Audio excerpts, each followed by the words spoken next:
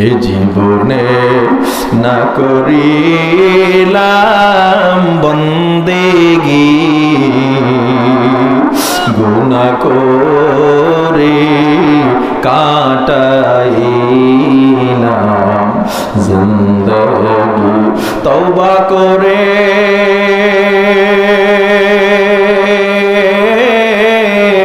আবার তওবা ভাঙ্গিলাম,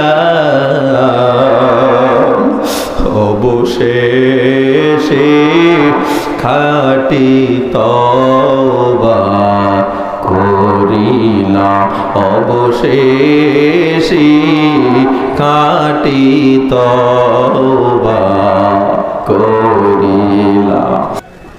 ইউসুফ নবীকে আমার আল্লাহ তাআলা ইয়াকুবের থেকে 40 বছর আলাদা রেখেছে। ইউসুফ আল্লাহরে ভুলে না, ইয়াকুব আল্লাহরে ভুলে না। আর ইব্রাহিম নবীর আগুনে ফেলে আল্লাহ পরীক্ষা করছে, তারপরও তার আল্লাহরে ভুলে নাই। ভুলছে নাকি? ছোট ঘরের বড় সন্তান ইউসুফ। একদিন ইউসুফের বাকি ভাই হিংসা শুরু করছে, বাবারে কয়, বাবা ইউসুফকে নিয়ে একটু খেলতে যাব। কেন? ইউসুফ একদিন তার বাবারে কয়, ইন্নী রাআইতু আহাদা আশারা কাওকাবা, বাবা আমি স্বপ্ন দেখছি 11টা চন্দ্র সূর্য আমার সিজদা করতেছে। বাবা তো নবী, ইয়াকুব নবী তো বুঝে ফেলছে ঘটনা কি। লা তাকসুস রুইয়া, খবরদার এই কথা তোর ভাইদের কাছে বলিস না, আলা ইখওয়াতিক, ভাইদের কাছে বলিস না। কেন? কয় ফায়াকিদু লাকা কাইদা, এরা কিন্তু কঠিন ষড়যন্ত্র করবে।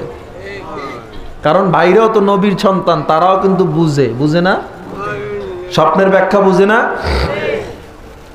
কিন্তু চালাক মানুষ ভাইরা সবাই বুঝে গেল,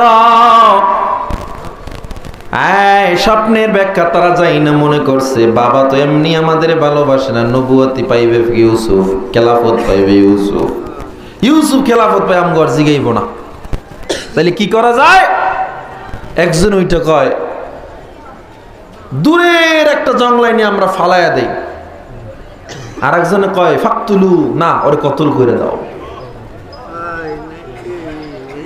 বাবার কাছে আইসা বলে, বাবা ইউসুফকে একটু আমাদের সাথে দেন, আমরা খেলা করতে যাব। ইয়াকুব নবী বলে, খাফু আন ইয়াকুলুহু যিব, আমি ভয় পাইতেছি ইউসুফকে বাঘে খেয়ে ফেলবে।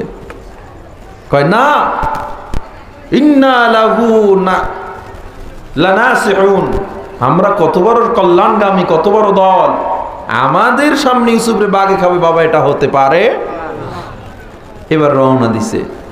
আবার ইয়াকুব নবী চিন্তা করছে, আমি যদি না দেই এমনি তো আমার দোষের অভাব নাই, আবার বলবে বাবা এমনি তো আমাদেরকে ভালো পায় না, আজকে একটু চাইছি দেয় না, এমনি দোষের অভাব নাই। ইয়াকুব নবী আল্লাহর উপরে ভরসা করে পাঠায় দিল, যাও যাও নিয়ে যাও। বাইরা যখন তারে নিয়ে খেলাধুলা করার জন্য চলে গেলেন, বিশাল চেটিয়াল ময়দান। ইউসুফ, ছোট্ট ইউসুফ দেখতে তো সুন্দর, যার চেহারার মতো আল্লাহ তাআলা জান্নাতে আমাদের চেহারা বানাবেন, সুবহানাল্লাহ। এত সুন্দর ইউসুফ, দূরে নিয়ে ইউসুফকে একটা কূপের কিনারায় নিয়ে ইউসুফরে ধাক্কা মেরে জমিনে ফালায়া দেয়। ইউসুফ তাকে ডাক দিয়ে কয়, ভাই আমার কি অপরাধ, আমার গায়ে কেন আঘাত দিতেছো? ভাইরা ডাক দিয়ে কয়, বাবা তোকে বেশি ভালোবাসে, এটা তোর অপরাধ, এটাই তোর অপরাধ, তুই বাঁচতে পারবি না। ধাক্কা দিয়া ঘুষি দিয়া যখন ঠোঁটটা ফাটা দেয়, কতল করার জন্য, হত্যা করার জন্য, ভাইরা যখন ঝাঁপায়া পড়ে, ইহুদা সামনে আগে আসে, আইসা কয়, ওরে মারিস না। বড় ভাই ইহুদার অন্তরে একটু ইউসুফের জন্য বেশি মায়া, ওরে মারিস না, কূপের মধ্যে ফালায়া দে, এরপর অন্য কেউ তারে উঠায় নিয়ে যাবে।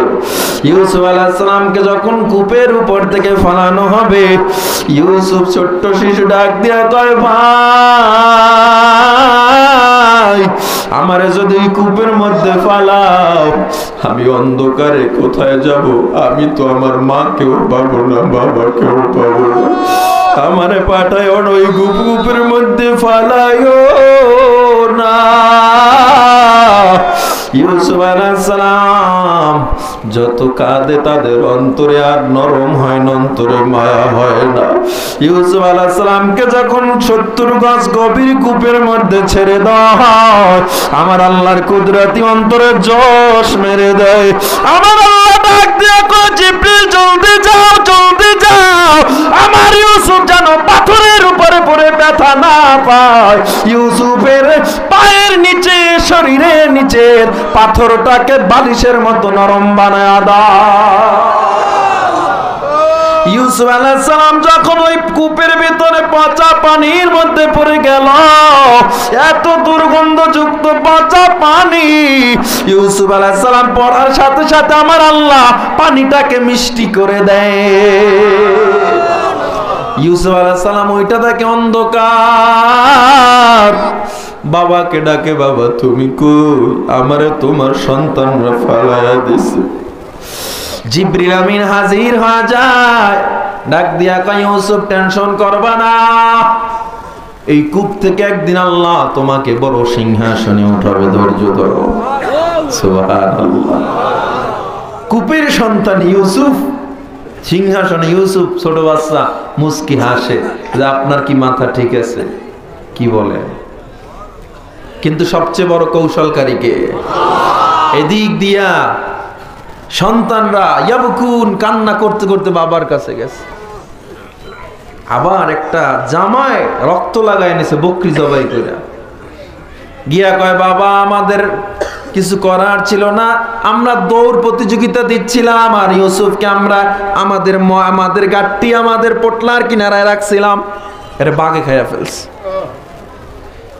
ইয়াকুব আলাইহিস সালামের কাছে যখন আস্তিনটা জুব্বাটা দিছে, ইয়াকুব আলাইহিস সালাম দেখে রক্তাক্ত কিন্তু ছিঁড়া না। ইয়াকুব আলাইহিস সালাম বলে, বাঘটা এত ভদ্র, ইউসুফরে খাইছে আর জামা ছিঁড়ে না। চোরে চুরি করে আলামত রাইখা যায়। ইউসুফ আলাইহিস সালামের বাবা ইয়াকুব আল্লাহর দিকে আঙুলটা উঠায়া ডাক দিয়া কয়, ও দয়ার মালিক, আমার আপন তুমি ছাড়া কেউ নাই, কেউ নাই। এই ইউসুফকে কি করছে আমি জানি না, তবে আমি ধৈর্য ধরলাম তোমার পরীক্ষায়, তুমি আমাকে সফল বানায় আনিও আল্লাহ। কত বড় বিপদ, সফল হয়েছে কিনা?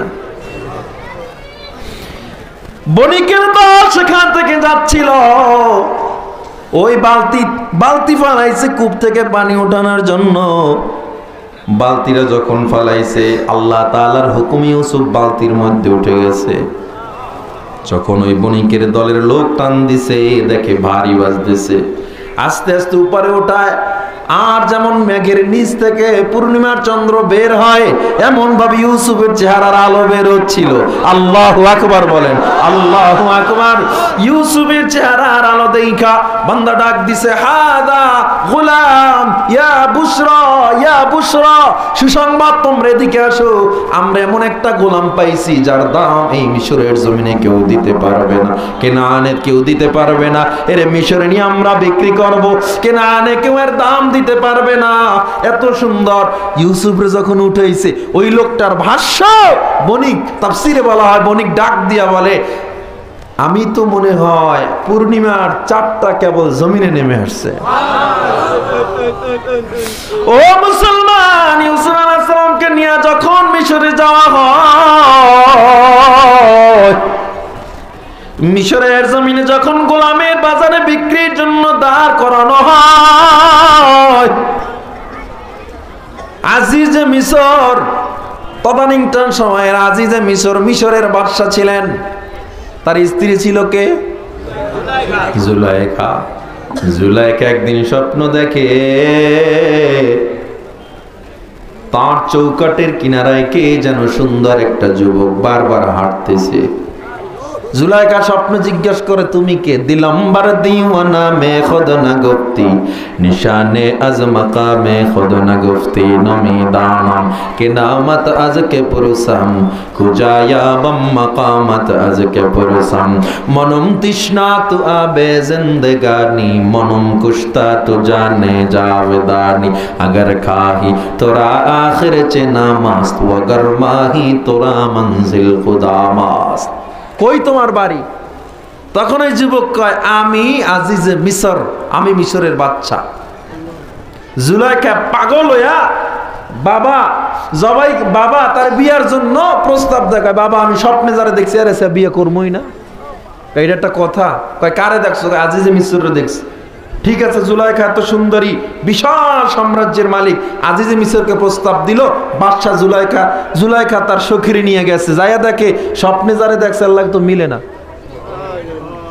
তাইলে এখন তার সঙ্গী সখী বলে যেহেতু স্বপ্নে বারবার দেখছো স্বপ্ন সত্যি তুমি এর সাথেই বিবাহ কইরা থাকো কোনো একদিন ওই যুবক তোমার সামনে সাক্ষাৎ দিবে যখন বিয়ে হয়ে গেল আল্লাহ আজিজে মিশরের পুরুষত্বটা নিয়ে গেলেন কারণ জুলাইকাকে ইনটেক রাখছে কার জন্য আল্লাহ ইউসুফের জন্য এই মিশরের বাজারে উঠছে সবাই কয় এত দামি এত সুন্দর যুবক এত সুন্দর কিশোর এই কেনার টাকা কারণে আজিজে মিশর স্যার আরে ডাক দাও আজিজে মিশরের কাছে সংবাদ নিয়ে গেছে আজিজে মিশর সংবাদ পড়ে কয় আমার প্রিয়তম আমি জুলাইখারে নিয়ে যাব জুলাইখারে কয় চলো গোলাম কিনতে যাব জুলাইখা আসছে জুলাইখা আইসা দেখে স্বপ্নে যারা দেখছিল এই যুবকে আল্লাহু আকবার বলেন জুলাইখা দেখে এবার বেহুশ হয়ে পড়ে গেছে তাফসীরে মাযহারিতে বলা হয় তাকে যখন উঠানো হয় জুলাইখা কোন বর্ণনায় তার গায়ের সমপরিমাণ মুদ্রা দিয়া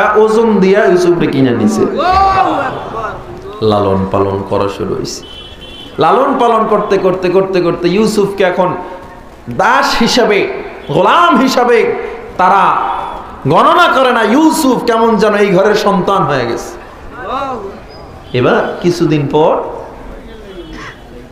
সবাই চলে গেছে একটা রাষ্ট্রীয় মিটিং এ তখন ইউসুফ কেবল যৌবনে পদার্পণ করছে কোন বর্ণনায় 7 দরওয়াজাওয়ালা একটা কামরা কোন বর্ণনায় 7 তলা বাড়ির 7টা কামরা তবে সবচেয়ে শক্তিশালী বর্ণনা তাফসীরে মাযহারিতে পাওয়া যায় 7টা দরজাওয়ালা লোহার দরজা একটা দরজার তালা ছিল প্রায় 70 কেজি বড় এমন বড় বড় তালা দিয়া জুলাইখার কামরা বানানো সেফটি একদিন জুলাইখা বলে ইউসুফ চলো আমার কামরায় চলো আমি একটু আমার কামরা তোমারে ঘুরে দেখাবো ইউসুফের মনের মধ্যে কোনো 2 নম্বরই না ইউসুফ যখন চলে যায় এক একটা দরওয়াজার মধ্যে ঢুকে জুলাইখা এক একটা দরওয়াজায় তালা মেরে চাবিটারে নিজের ব্যাগের মধ্যে ঢুকায় রাখে একটা একটা করে 7টা দরওয়াজা তালা মেরে যখন মেইন কামরার বেডরুমের মধ্যে নিয়ে যাওয়া হয় জুলাইখা যেই কামরায় তাকে ইউসুফ গিয়ে তাকে সব মূর্তি দিয়ে সাজানো ইউসুফ আলাইহিস সালাম মাথাটা নিচু কইরা কয় জুলাইখা এই মূর্তি ঘর থেকে আমারে বাহিরে নেন কয় কেন তোমার লজ্জা লাগে কয় কথা বলে না জুলাইখা এবার চাদর দিয়ে সব মূর্তিগুলোরে ঢাইকা দিয়েছে জুলাইখা এবার ডেকে বলে ইউসুফ আমি বহু আগ থেকে স্বপ্নে দেখে তোমার প্রেমে বিভোর হয়ে গেছি আমি আজকে যুগের পর যুগ তোমার জন্য অপেক্ষা করলাম আজকে আমার মনের চাহিদা পূরণ করো ইউসুফ ইউসুফ আলাইহিস সালাম চোখ বড় বড় করে তাকায় আপনি এটা কি বলতেছেন ভেবে বলতেছেন বলে হ্যাঁ ইউসুফ টেনশন কইরো না যে মিশরও দেখবে না এখানে কেউ দেখবে না মূর্তি দেখতো তাও আমি রুমাল দিয়া ঢাইকা রাখছি ইউসুফ আলাইহিস সালাম কয় জুলাইখা ওই মূর্তিও আমাদের দেখে না যে মিশরও দেখে না কিন্তু আমার দেখে একজন আল্লাহ ওই আল্লাহ আমার দিকে তাকায় রইছে, আমি তোমার সামনে এমন কাজ করতে পারবো না। জুলাইখা বলে, ইউসুফ যত যা করো কাজ হবে না, আজকে আমি তোমার সাথে মিলন করব। ইউসুফ আলাইহিস সালাম ডানে তাকায় ওয়াল, বামে তাকায় দেওয়াল, সামনে লোহার দরওয়াজা। ইউসুফ আলাইহিস সালাম জানে তার একজন আছে, এই আল্লাহ যদি তাকে ইউসুফ আলাইহিস সালামের কেউ ক্ষতি করতে পারবে না। ইউসুফ আলাইহিস সালাম এবার দরজার দিকে হাঁটতেছে, জুলাইখা পিছনে পিছনে হাঁটতেছে। ইউসুফ সামনে আগায়, জুলাইখা পিছন থেকে সামনে আগায়। ইউসুফ আলাইহিস সালাম আল্লাহর নাম নিয়ে যখন দৌড় দিল, আল্লাহর হুকুমে দরজার তালাটা টাস করে খুলে গেল। আবার দ্বিতীয় দরজার তালা খুলে গেল। একটা একটা করে 7টা তালা যখন খুলে যায়, ইউসুফ আলাইহিস সালাম বাইরে গিয়া পড়লো। এবার আজিজে মিসর সামনে দাঁড়ানো। আজিজে মিসর ইউসুফকে দাঁড় করাইয়া দেখে ঘামায়া গেছে, পিছন থেকে ছিঁড়া। ডাক দিয়া কয়, ইউসুফ কি হয়েছে? দেখে জুলাইখা বারবার জোরে জোরে শ্বাস করতেছে। জুলাইখারে ডাক দিয়া কয়, জুলাইখা কি হয়েছে? কয়, ও আজিজে মিসর, যাকে সন্তানের মতো আমরা ভালোবেসেছিলাম, তোমার সেই সন্তান আজকে আমার ইজ্জত লুণ্ঠনের জন্য আমার উপরে আক্রমণ করেছে। ইউসুফ আলাইহিস সালামকে আজিজে মিসর ডাক দিয়া কয়, ও জুলাইখা, আজিজে ইউসুফকে এটা করছে বলে? হ্যাঁ। এবার আজিজে মিসর কয়, ও ইউসুফ, তোমার এত ভালোবাসছি, এত সম্মান দিয়েছি, তুমি কাজটা ঠিক করো নাই। ইউসুফ আলাইহিস সালাম কথা বলে না, কারণ তার পক্ষে কেউ সাক্ষী নাই। ইউসুফ আলাইহিস সালামের কানে কানে জিবরিল আমিন হাজির হয়ে ডাক দিয়া কয়, ও ইউসুফ, তুমি বলো তুমি নির্দোষ, তুমি কিছু করো নাই। ইউসুফ বলে, এটা সম্ভব না, কারণ আমি দোষী, এটা প্রমাণ হয়ে গেছে। কয় না, আল্লাহ বলছে, আল্লাহ অর্ডার দিছে, এটা বলেন। ইউসুফ কয়, আজিজে মিসর, আমি দোষী না, আমি কিছু করি নাই। আজিজে মিসরকে এটা বললে হবে? প্রজারা উপস্থিত হয়ে গেছে, প্রমাণ দাও তুমি যে দোষী না। এখন প্রমাণ কই পাবো? জিবরিল আমিন কানে কানে কয়, প্রমাণ হলো 6 মাসের একটা দুধের বাচ্চা, 3য় নাম্বার কামরায় আছে, তাকে নিয়ে আসো। 6 মাসের ওই বাচ্চাটাকে যখন নিয়ে আসা হয়, এখন সবাই অট্ট হাসিতে ফেটে পড়ছে। কি বলে, ছোট বাচ্চা কেমনে ইউসুফের পক্ষে সাক্ষী দিবে?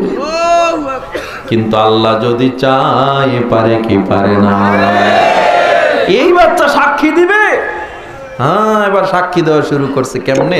ছোট বাচ্চাটা আঙুলটা উঠে দিছে, শাহাদাত আঙুল উঠেয়া বলতেছে, আশহাদু আল্লা ইলাহা ইল্লাল্লাহ, ওই আল্লাহর সাক্ষী দিতেছি, বিইذনিল্লাহ, ওই আল্লাহর হুকুমে কথা বলতেছি, বিয়াদি, যার হাতে আমার জান, আমার প্রাণ। ইউসুফের জামা যদি পিছন থেকে ছিঁড়া থাকে, জুলাইখা দোষী, সামনের দিক থেকে ছেঁড়া থাকলে ইউসুফ দোষী। আজিজে মিসর এবার ইউসুফকে ঘুরায় দেখে পিছনে ছেঁড়া, তার মানে জুলাইখা তার আক্রমণ করেছিল। ইউসুফ নির্দোষ, কিন্তু এখান থেকে দেখেন কত বড় রাজনীতির শিক্ষা দিছে। এখন আজিজে মিসর চিন্তা করছে, আমার বউর এইরকম নির্দোষ বানাবো, দোষী বানাবো, পুরা দেশ জানবে, এটা হবে না।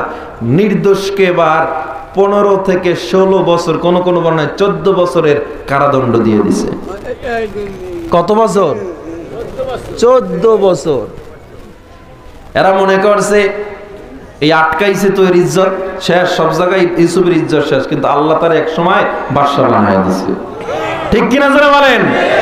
এই বাংলা বহু উলামায়ে কেরাম আল্লাহ ওয়ালাদের উপরে আক্রমণ করা হয়েছে, জেলখানায় ঢুকানো হয়েছে, এদের সম্মান কমে না, কমে না। উলামায়ে কেরাম আল্লাহ ওয়ালাদেরকে যত অপমানের চেষ্টা করা হবে, এদের সম্মান আল্লাহ আসমানের উপরে বাড়ায়া দিবে। ঠিক কিনা যারা বলেন? আল্লাহ ওয়ালাদের সম্মান, উলামায়ে কেরামের সম্মান কেউ কমাতে পারে না। 14 বছর পর স্বপ্নের ব্যাখ্যা দেওয়ার কারণে ইউসুফ আলাইহিস সালাম রাজার বাদশার পছন্দ হয়ে গেছে, ইউসুফকে খাদ্যমন্ত্রীর দায়িত্ব দিয়ে দিয়েছে। খাদ্যমন্ত্রী থেকে কিছুদিনের মধ্যে প্রধানমন্ত্রী হয়ে গেছে। এদিকে কেনানে দুর্ভিক্ষ দেখা দিছে। কেনান, আমি সেই জায়গায় গিয়েছি যেখানে কূপে ইউসুফ পড়ছে সেটাও দেখে আসছি। সেই কেনানের সেই ভাই ইয়াকুব আলাইহিস সালাম এদিকে আহারে কত অসহায়, ইউসুফের জন্য কাঁদতে কাঁদতে ইয়াকুব বন্ধ হয়ে গেছে। দুর্ভিক্ষ এখন মিশরে গিয়া কি আনতে হবে? ত্রাণ আনতে হবে, গম আনতে হবে। বাইরা রওনা দিছে। ইউসুফ আলাইহিস সালাম বাদশাহীর চেয়ারে বইসা বইসা প্রজাদের ডাক দিছে, এদিকে আসো।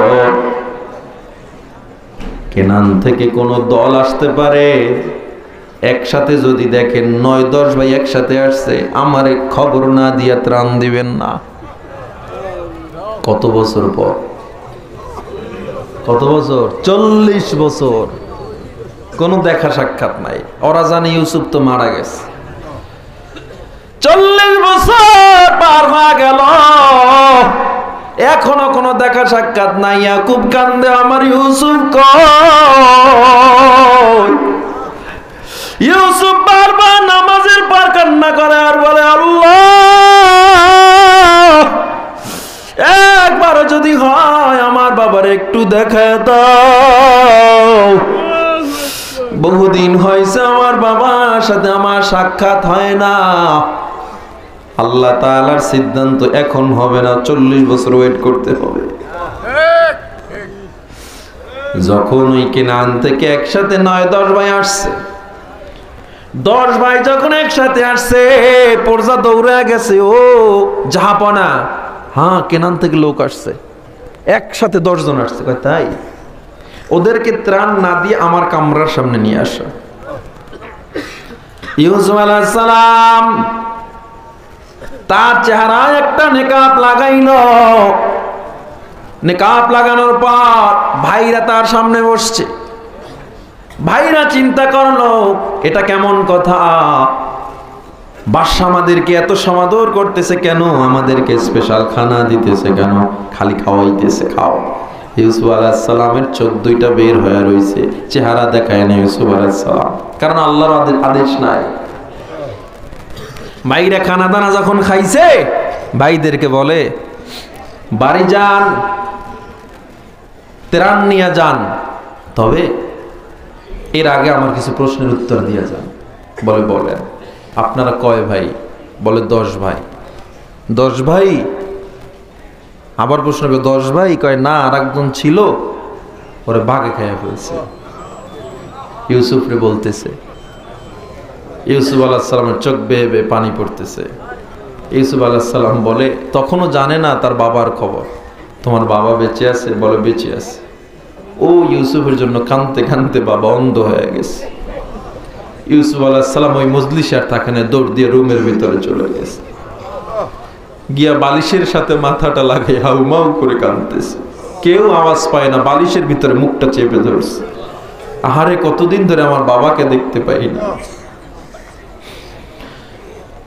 চোখের পানি মুছে ভাইদের সামনে এসে বলে, আর কি কোনো ভাইটাই নাই তোমাদের? বলে, হ্যাঁ, বিনিয়ামিন নামে একটা আছে, ইউসুফের আপন ভাই, ছোট।